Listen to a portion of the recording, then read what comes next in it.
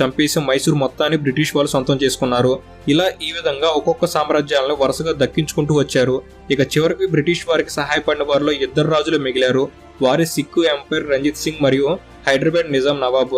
Sikh umpire Ranjith Singh British వారికి ఎప్పుడూ ఎదురు తిరగలేదు, యుద్ధానికి వెళ్లలేదు.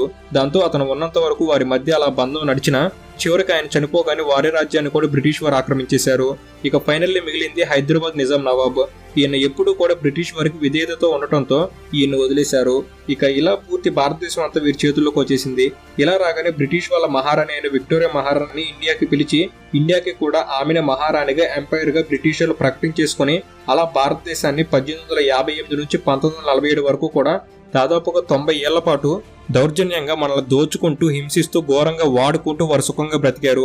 ఈ నరకం నుండి విముక్తి కోసమే మన దేశ ఎందరో గొప్ప గొప్ప స్వాతంత్ర యోధులు వేల సంఖ్యలో ప్రాణాలను విడిచి ఆ తెల్లవారిని మన భారతదేశం నుంచి